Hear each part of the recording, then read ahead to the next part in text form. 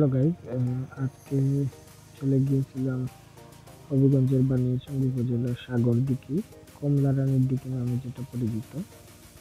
তো প্রায় দ্বাদশ শতাব্দীতে রাজা পদ্মনাভ প্রজাদের জলকষ্ট নিবারণের জন্য এই দিঘিটি খনন করেছিলেন। গ্রামের মধ্যখানে বিশাল একটা দিঘি খনন করেছিলেন, কিন্তু খনন করার পরেও এই দিঘিতে পানি উঠছিল না।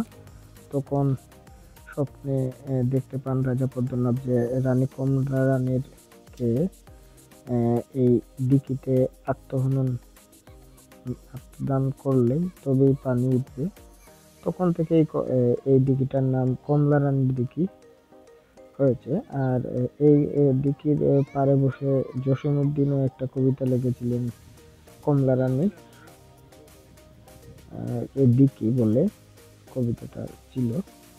তো দেখুন, অনেক বড় দিঘি।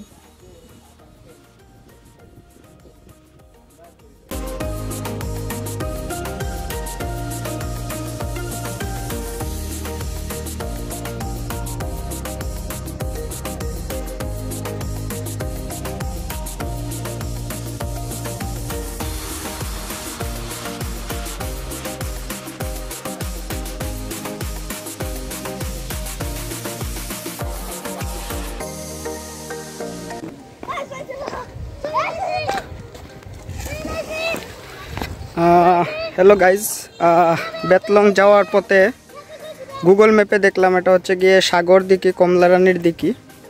বিশাল এক দিঘি এটা। দেখেই মনে হচ্ছে যে এখানে সাগরদিঘি নামটা কেন রাখা হয়েছে। যেমন নাম তেমন তার কাম। বিশাল এলাকা, এদিকেও অনেক জায়গা, এদিকেও অনেক জায়গা। সব পানির সময় এখন একটু শুকিয়ে গেছে, তো পানির সময় আসলে মনে হয় মেবি অনেক সুন্দর লাগতো। নৌকাও আছে এখানে, হাঁস।